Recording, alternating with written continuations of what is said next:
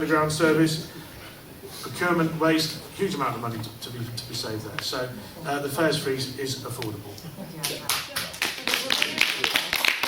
Our last question this evening is a very important issue of BDS, and this is the last question of the evening. I would like to open it up to the candidates, and again, just keep your remarks concise and brief, and I'm sure there might be some reaction from the audience. So if we can just contain the response and the rebuttal and the question, I'd appreciate that. Okay, that's great. Anybody would like to start? Stephen? I don't have much to say on this. I've heard some of the arguments, and so let it go ahead. You would let what go ahead? BDS. Okay, so your party policy. So you support the BDS? Do you support it? Yes or no? No, it's neutral. You know what it is? Just look, I think the audience is looking for clear direction or approach on this. Okay, well, I'm sorry I don't have one. Right. John? Is that an answer? Okay. John wants to pass. I think Dan was about to say. It's a simple bit. I'm against BDS. Plain and simple.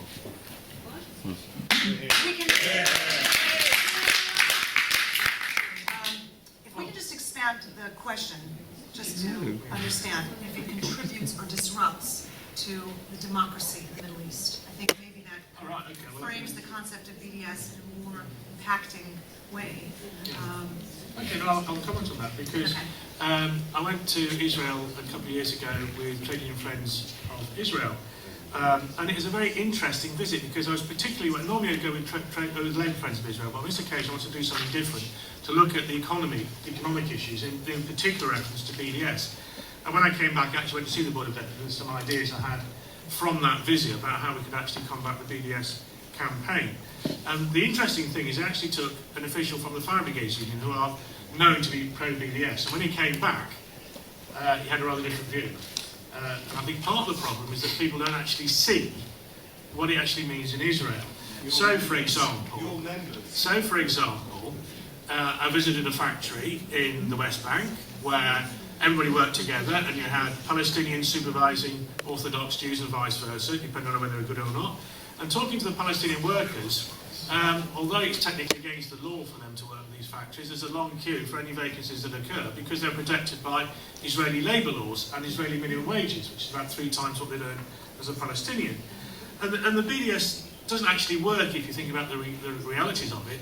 For example, if you look at drugs, one of the drugs that is made, that's legal drugs of course, one of the drugs that is made in Israel is they have the monopoly, or patent rather, on the drug for multiple sclerosis. Well, I say to anyone who supports BDS, if you know anyone with multiple sclerosis, you're going to ask them to give up their drugs so that you can have your political position. And it goes beyond that because that particular company has factories and distribution networks in the UK. I always say that those companies should be shut down as well. So it goes on. So I think there are very strong arguments from that perspective. But I also think we need to be very much on our guard in the UK as well by BDS by default. And I mentioned earlier on the Emirates airline contract, the cable car that Boris Johnson set up. And he signed this contract, which had a BDS clause in it. Shows how much attention he pays to detail. That contract not only forbade the mayor, but forbade...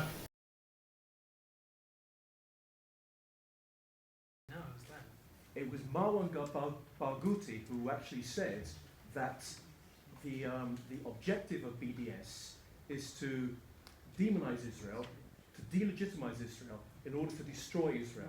And therefore, I find it absolutely extraordinary that 2 candidates running for London Assembly don't have any view on it whatsoever. And I think you should reconsider your view on that and to give a clear answer to the audience here as to whether you're for it or against it. Yes, I'm happy to do that. I just didn't actually understand what the initial stood for when it was passed along, nor didn't my colleague. UKIP has a very strong pro-Israel... Boycott, divestment, sanctions. Yes. UKIP has a very strong pro-Israel policy and has done for many, many years. We're in favour of a 2-state solution in the Middle East, but we're certainly not in favour of the BDS movement, which singles out Israel over all the other countries in the world who who may or may not be committing acts which are not in favour with a particular country, ourselves. We should be, if we were going to have this movement, we should have it against many, many other countries long before we ever got to Israel. Israel's about halfway down the list, if not lower down. I've seen over the years that universities have become more and more anti-Semitic, and people, Jewish children who've gone there, youngsters, have reported back how anti-Semitic it's become, and both Tory and Labour governments have totally ignored that. And in many cases they've encouraged extremists into the country, and they haven't monitored what goes on in the Muslim schools. So, you know, it's not surprising that we're now facing the difficulties. This is it's been a long time reaping the whirlwind. Thank you. In the party on it, I'm going on. Okay. This comes to the end of our questions.